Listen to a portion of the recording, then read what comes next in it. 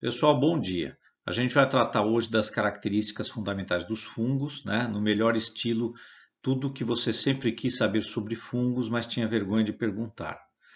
E para a gente começar, vamos lembrar só um pouquinho aonde os fungos estavam classificados para entender a posição que eles têm hoje. Desde muito tempo, eles sempre foram colocados junto com as plantas. No século XVIII, Linneu fez uma sistematização dessa ideia, colocando de fato os fungos junto com as plantas no que ele chamou de reino vegetal, né, que é o regnum vegetabile. E isso permaneceu até o século XX, por conta dos fungos terem características muito semelhantes às plantas, né? Então eles são imóveis, eles não se mexem diferente dos animais, eles são absortivos, então eles lançam estruturas que lembram raízes em um substrato e absorvem nutrientes, e o fato deles terem parede celular, que é uma estrutura ausente nas células animais.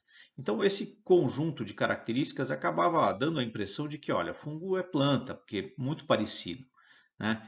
Então, eles foram estudados junto com as plantas e essa classificação que o Linneu lançou de forma sistematizada, ela acabou permanecendo até o século XX, 1969, em que os fungos eram estudados no reino Plantae. Tinha até uma subdivisão aí chamada Talófita, e eles eram colocados lá. Livros da área médica dos anos 50 ou 40, a gente tinha que buscar livros de botânica, a parte de fungos, porque eles estavam ali, os descritivos.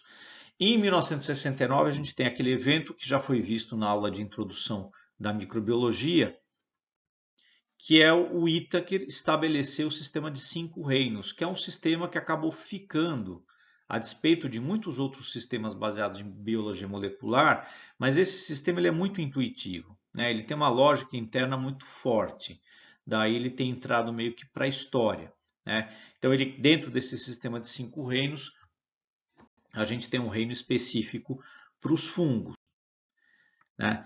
E só retomando um pouquinho os reinos do Whittaker, né? Então aí os 5 reinos, ele separou os procariontes no reino Monera, que atualmente é o reino Procaryotae, e os eucariontes ele colocou nos outros 4 reinos, né? Aí vem uma pergunta, né? O que ele usou de características para não colocar fungo junto com planta? Qual que foi o diferencial? Se a gente olhar aqui desse lado, a gente vai ver o seguinte: eu tenho aqui, ó, semelhanças dos fungos com os animais. Então, claramente, isso aqui são coisas que afastam os fungos das plantas. A primeira delas, e talvez a mais importante, fungo não faz fotossíntese. E essa é uma característica do reino Plantae. Então, os fungos obtêm energia deles não é de luz solar, mas é da quebra de compostos químicos. E nesse sentido, eles são muito semelhantes aos animais. Além disso, eles reservam energia não na forma de amido, que é o que a gente encontra nas plantas, mas na forma de glicogênio, que é uma substância de reserva tipicamente animal também. E por fim, eles têm uma substância na parede celular que é típica do reino animal, que é quitina. Tá? A quitina a gente encontra, por exemplo, em exoesqueleto de insetos. E a gente não encontra quitina em planta. O que as plantas têm para dar dureza nas estruturas vegetais é celulose. Então isso aqui semeou um pouquinho de confusão. Afinal de contas, se fungo fosse planta, como é que ele não tem essas características essenciais, né, como fazer fotossíntese, armazenar amido e ter celulose? Eles não tinham. Por conta disso, o Whittaker não colocou ele junto com as plantas, nem com os animais e também tampouco com o reino protista. Então, por que ele acabou ganhando essa categoria diferenciada? Porque além daquelas características comuns com planta e com os animais que simultaneamente eles tinham uma série de outras características que são típicas de fungos. Não formam tecidos verdadeiros, o que significa que a diferenciação que acontece nas células fúngicas ela é reversível. Então, qualquer célula de um fungo dá origem a outro fungo, mesmo que ela não tenha sido feita para reprodução. Isso é uma coisa, inclusive, que vai explicar a dificuldade que a gente tem de tratamento de algumas micoses, como micose de unha. Eu tenho no mesmo reino fungos unicelulares e pluricelulares. Então, isso aqui é uma coisa diferente do que a gente encontra no reino protista, em que eu tenho eucariontes unicelulares somente. Existe um componente de parede celular dos fungos que só eles têm, que são as beta-glucanas. Eles têm uma via metabólica de síntese de lisina que só eles têm também. Isso é característico também no reino fungi. E por fim, as mitocôndrias dos fungos, elas têm as cristas achatadas, diferentes de animais, diferentes de plantas. Por conta disso, a gente tem um grupo peculiar que são os fungos. E aqui a gente tem a síntese da classificação do Whittaker, colocando aqui os fungos, tá? Como absortivos, então eles acabam obtendo energia da quebra de reações de moléculas, compostos químicos, e as plantas que obtêm energia a partir da luz solar, então elas são fotossintéticas. Tá? Para quem quiser aprofundar um pouquinho mais na questão de taxonomia dos fungos, tem um vídeo aqui no canal que chama exatamente isso, taxonomia dos fungos.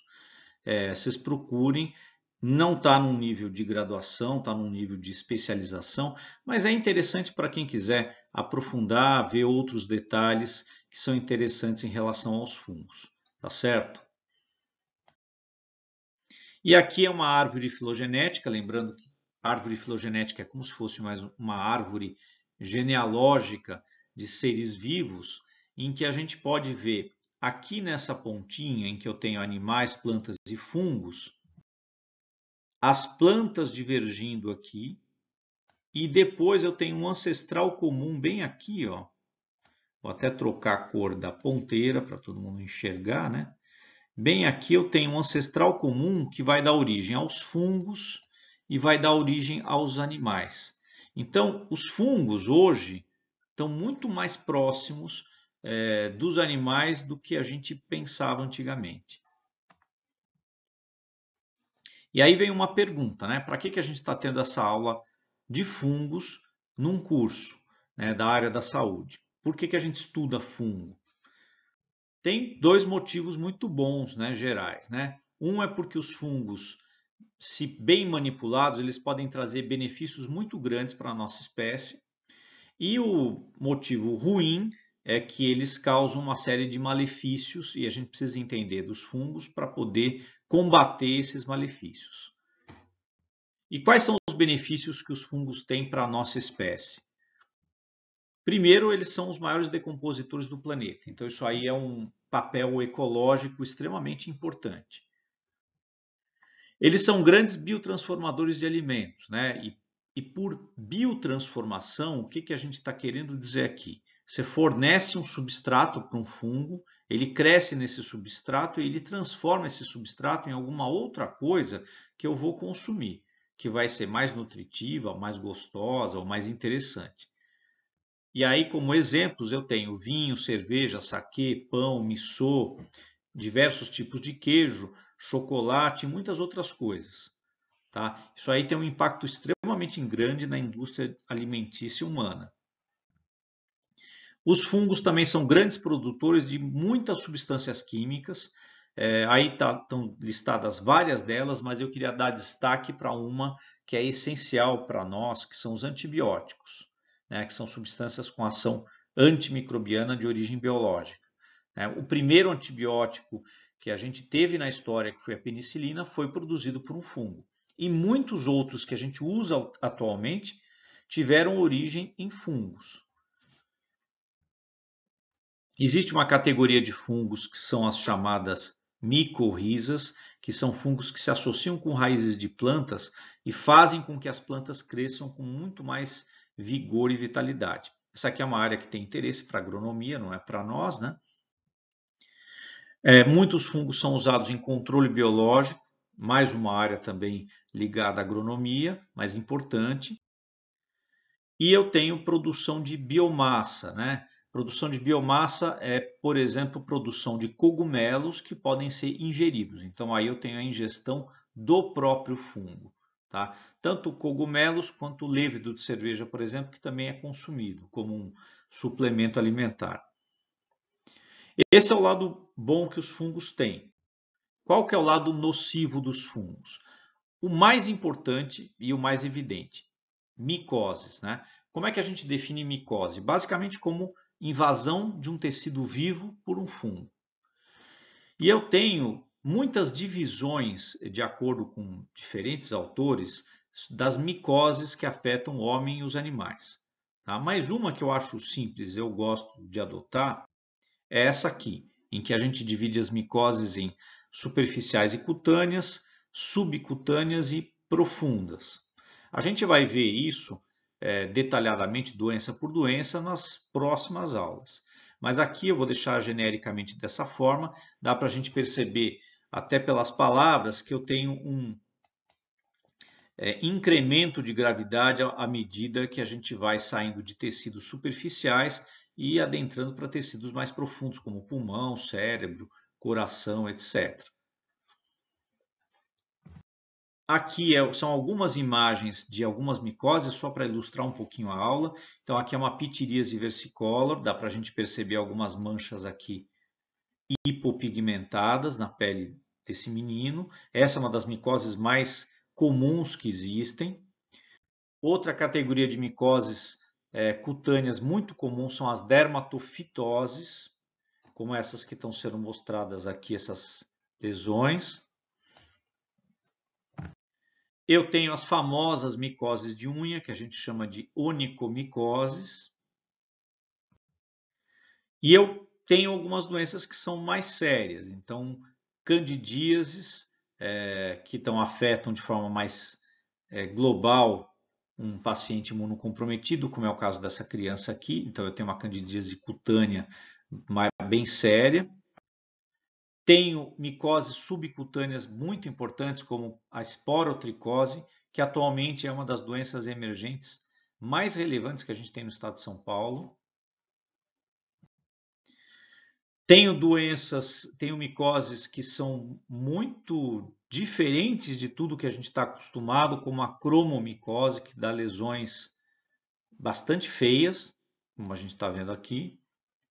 Aqui eu tenho a paracoccidioidomicose, que é uma das micoses mais graves e com uma relativa frequência aqui no nosso meio. Ela é bem importante, bem conhecida. E aqui eu tenho uma micose causada por um grupo de fungos bem diferentes, que é a chamada entomoftoromicose, tá? Que causa lesões como essa que está sendo mostrada aqui na figura. Então, esse aqui é só um apanhado bem geral das micoses. Quando a gente volta para o lado nocivo dos fungos, a gente tem uma segunda categoria de problemas que os fungos podem causar diretamente para os seres humanos, que são as toxicoses, que são quadros de intoxicação. E aqui a gente tem uma subdivisão. Eu tenho os micetismos, que são intoxicações causadas por ingestão de cogumelos, tá certo? Então, aí a Amanita muscaria, que é um típico cogumelo tóxico que aparece em muito desenho animado. E eu tenho uma outra categoria que é até mais importante que os micetismos, que são as micotoxicoses. E aí, no caso das micotoxicoses, o que eu tenho? Eu tenho um bolor produzindo toxina em algum alimento. Tá? Então, são intoxicações causadas pela ingestão de metabólitos tóxicos produzidos por fungos filamentosos. Aqui é um slide mostrando uma pintura do século XVI, tá? Do Peter Bruegel. Nessa pintura aqui, a gente vê que as pessoas estão sem os pés, e aí é só uma especulação do porquê que as pessoas estão sem os pés, mas nesta época aqui a gente tinha uma doença chamada fogo de Santo Antônio, em que as pessoas ingeriam centeio contaminado com toxinas de fungo, e isso produzia uma queimação no corpo e necrose das extremidades. Então, é possível, mas a gente não tem como ter certeza, de que muitas dessas ilustrações aí, século XVI, sejam quadros de intoxicação por toxina fúngica. Eu coloquei aqui um quadro só para deixar registrado, mas eu não vou ler este quadro, com as principais micotoxinas que a gente tem de importância aqui no Brasil, o nome dos fungos produtores, tá? A característica do quadro clínico. Se vocês olharem aqui, vocês vão reparar que frequentemente elas são hepatotóxicas, nefrotóxicas e carcinogênicas. E eu coloquei aqui na última coluna os principais substratos afetados. Então a gente vê que tem bastante amendoim, milho, café, vinho, suco de maçã e outros.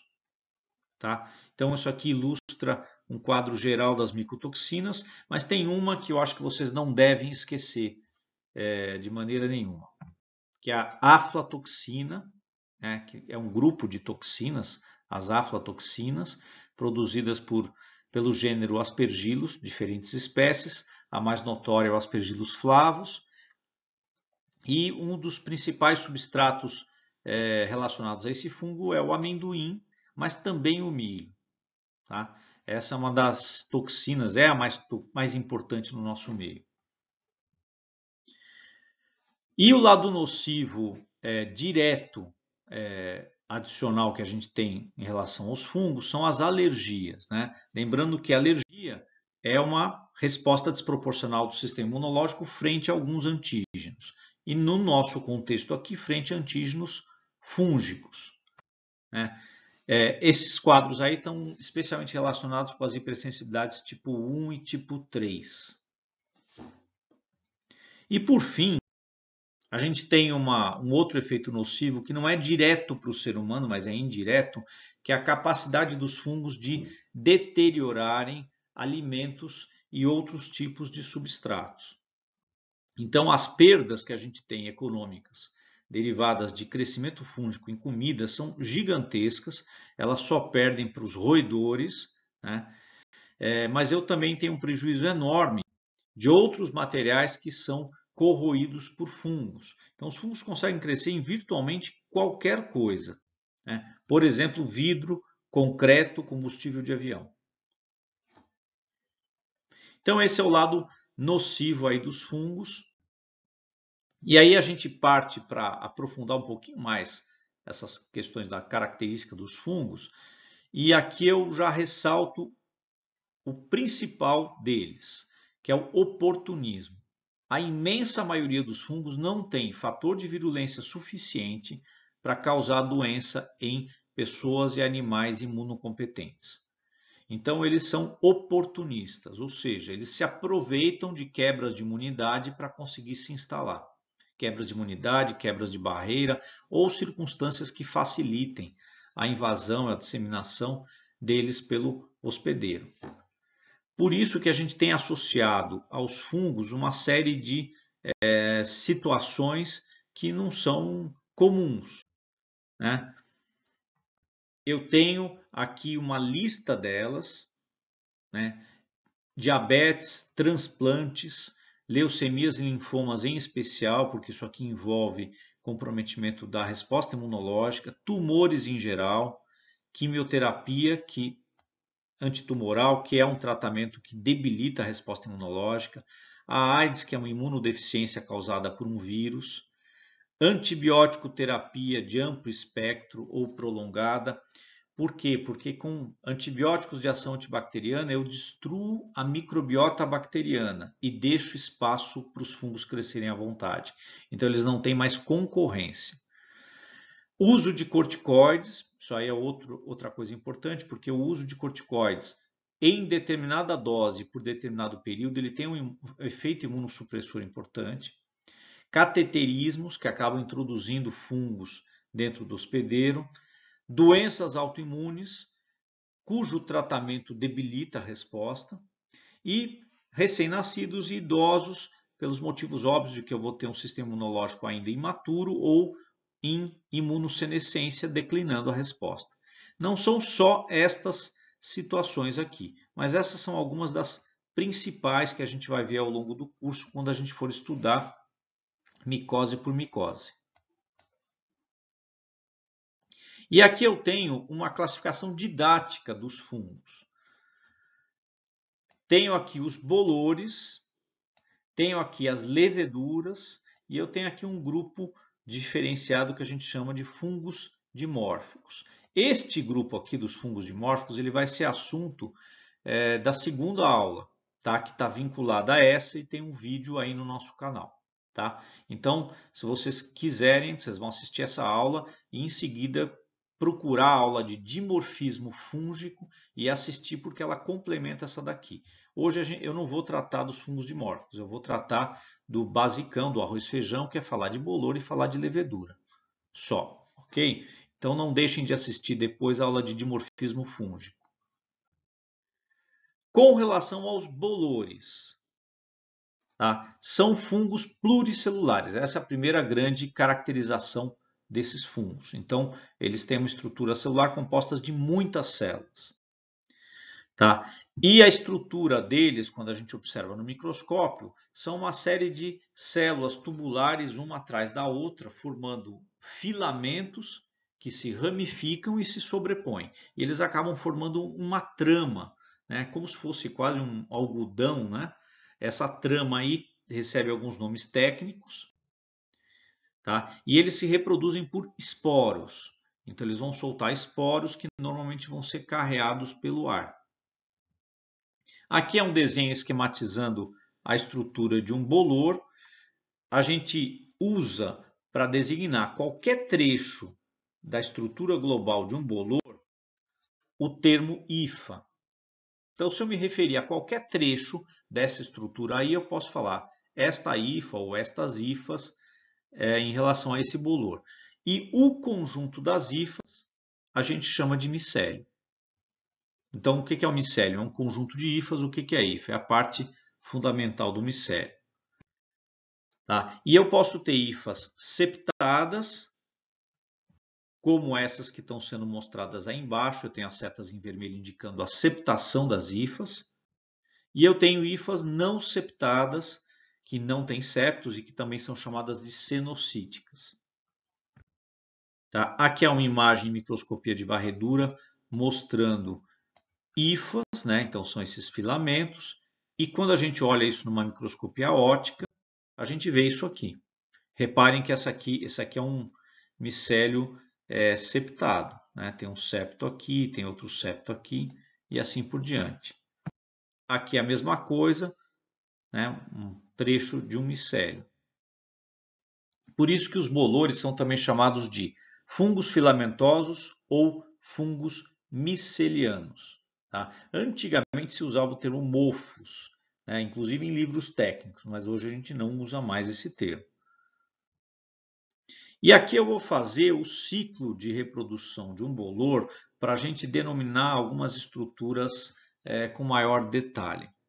E para isso eu vou fazer uma coisa que pode parecer meio curiosa, mas eu vou pegar uma laranja, que é algo que todo mundo já viu embolorar alguma vez na vida, né? Muito comum a gente ver uma laranja embolorada soltando aquele pozinho verde. Então a gente vai entender melhor o que acontece com essa laranja aí.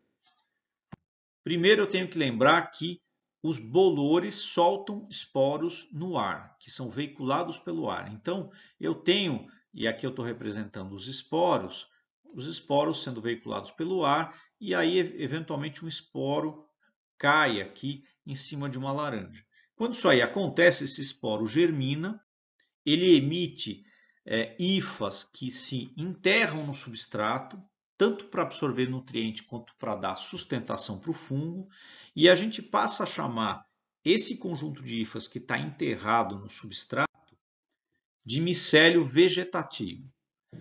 A partir desse micélio vegetativo, eu tenho a emissão de hifas que vão sair para fora, né, e que a gente vai chamar de micélio aéreo.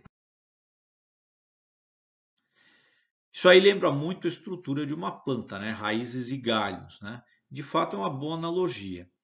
A partir do micélio aéreo eu vou ter a formação de estruturas que são reprodutivas de fato, que a gente chama de micélio reprodutivo ou órgão de esporulação.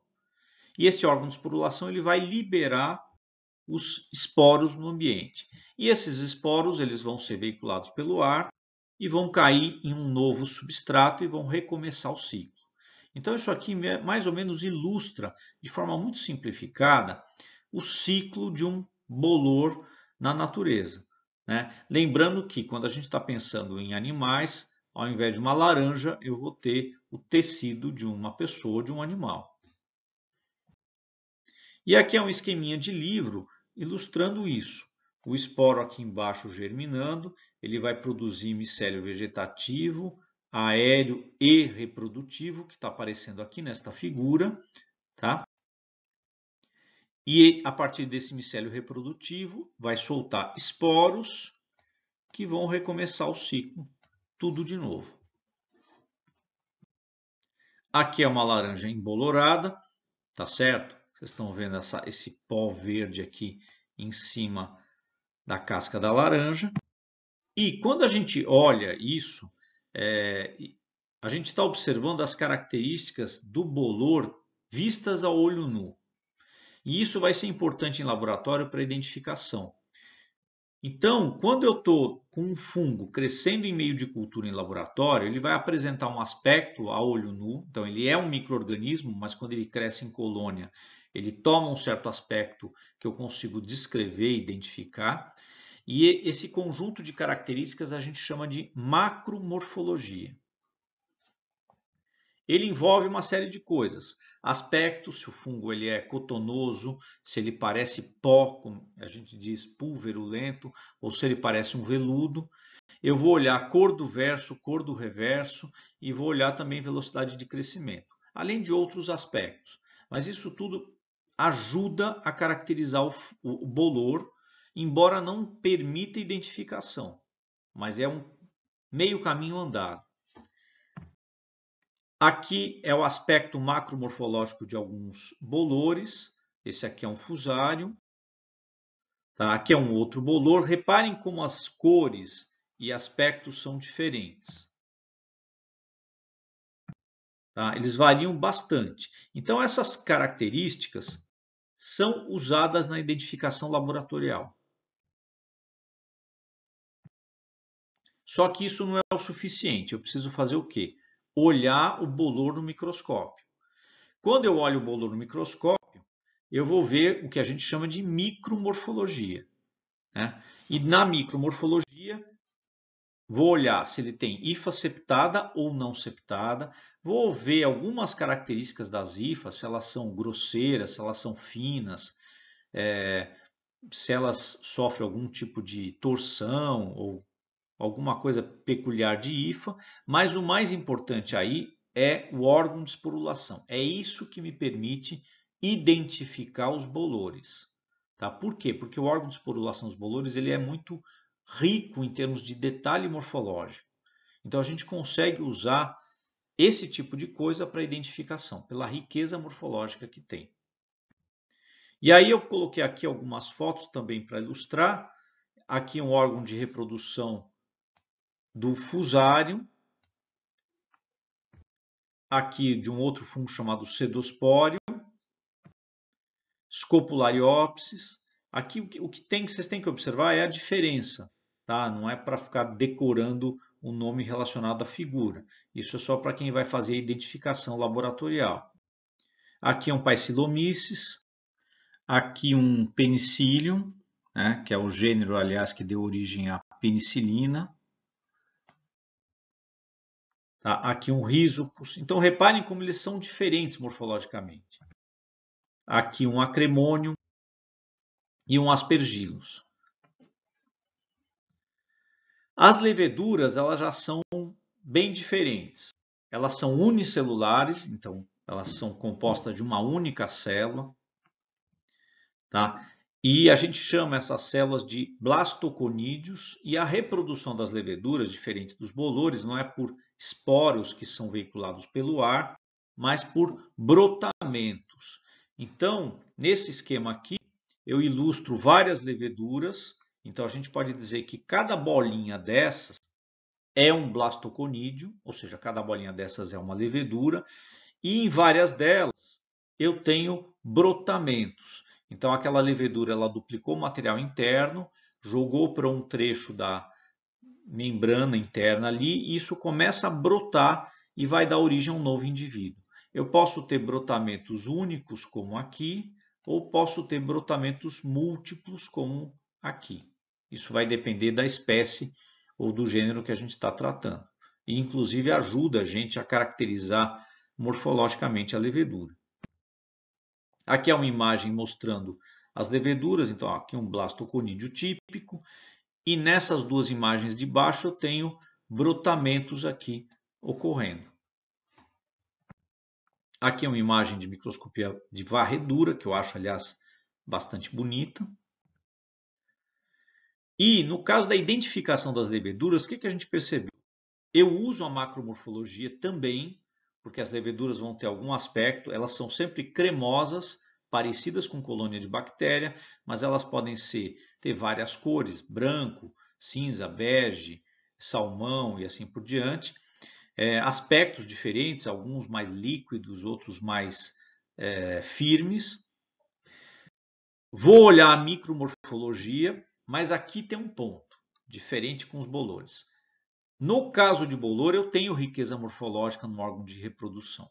No caso das leveduras, não, porque as leveduras são todas ovaladas ou arredondadas. Tem alguma variação, mas muito pouca.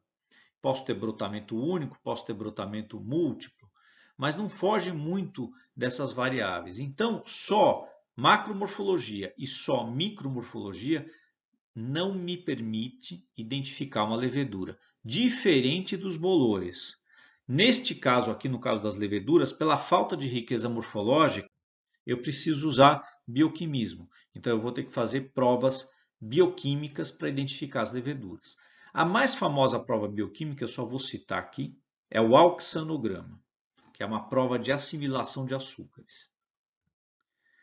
E aqui para mostrar algumas macromorfologias, esse slide está mostrando uma cândida, que é uma das leveduras mais importantes que a gente tem para a espécie humana. Aqui eu tenho a Malassezia pachydermatis, que é a levedura mais importante para as espécies animais de pequeno porte. E aqui uma microscopia mostrando leveduras, né? Então células ovaladas brotando. Então reparem que isso tem pouca riqueza morfológica para permitir identificação. E aqui mais uma levedura, é um Cryptococcus. Ele é uma levedura um pouquinho mais redonda. E aqui uma coloração de gram aplicada a fungos, né? Lembrando que a gente não usa o gram para fungo para saber se é gram positivo ou gram negativo, isso não existe para fungo, tá? Mas é simplesmente para corar e enxergar o fungo, né? E aqui eu estou pegando uma levedura brotando para a gente usar como ponto de partida e falar de algo que aí vale para todos os fungos, que é a estrutura bioquímica de parede e membrana dos fungos. Esse é o último tópico que eu quero abordar aqui na aula. Quando a gente faz isso aqui é uma imagem de microscopia eletrônica de uma levedura, mas, como eu disse, o que eu vou falar agora vale para bolor e vale para levedura. Quando eu pego isso e vou olhar no microscópio eletrônico e fazer uma análise de biologia celular e bioquímica, eu reparo o seguinte: é uma célula eucarionte, então aqui tem uma série de estruturas, organelas, que são típicas de eucariontes, eu não vou ficar retomando isso. O que eu quero dar destaque é em relação à parede celular e membrana celular, é o que está aqui embaixo. Tá? Primeiro destaque: a membrana celular dos fungos tem uma substância chamada ergosterol. É um lipídio, é um primo do colesterol, tá? E é o principal alvo dos antifúngicos que a gente tem à disposição. Então, isso a gente vai ver mais para frente, numa aula de antifúngicos. A grande maioria dos antifúngicos que eu tenho à disposição tem como alvo o ergosterol encontrado na membrana celular. Então, por isso que eu quis dar destaque para ele aqui. E na parede celular, eu também quero dar destaque, por quê? Para fazer uma diferença com a parede celular de bactérias. Então, vamos lembrar lá da aula de morfologia bacteriana, que também está aí no canal. Gram-positiva é aquela bactéria que tem peptídeo glicano em grande quantidade e alguns outros compostos. A gram-negativa tem um pouquinho de peptídeo glicano e algumas camadas e uma camada mais externa com alguns lipídios ali que caracterizam os gram-negativos. Parede de fungo não tem nada a ver com isso. A parede de fungo é uma matriz polissacarídica, então eu tenho vários polissacárides nessa parede e eu tenho embebida nessa parede fibras de quitina. Do jeito como está sendo mostrado aqui, as fibras de quitina elas ficam para o lado interno da parede, né? Eu coloquei aqui meio externo e aqui meio interno para fazer essa localização, né? Referencial, e as fibras de quitina estão aqui para o lado interno. A gente vai ver na aula de antifúngicos também que este tipo de parede celular aqui, com esses compostos polissacarídicos, são um importante alvo para as modernas drogas antifúngicas. E eu tenho algumas drogas antifúngicas sendo testadas para atuar na quitina. Então, entender essa coisa bem simples de membrana e parede é muito importante para a gente entender os mecanismos de ação dos antifúngicos, pelo menos dos principais antifúngicos que a gente tem. Com isso, a gente encerra então a parte de fungos. Não se esqueçam que tem a aula de dimorfismo fúngico que tem que ser assistida na sequência dessa aqui. Tem uma testagem vinculada a essas duas aulas, né? Uma testagem para cada uma delas, e depois a gente vai ter a aula síncrona para tirar dúvidas e resolver as testagens. Tá ok, pessoal? Então, por hoje é só. Até a aula síncrona, então.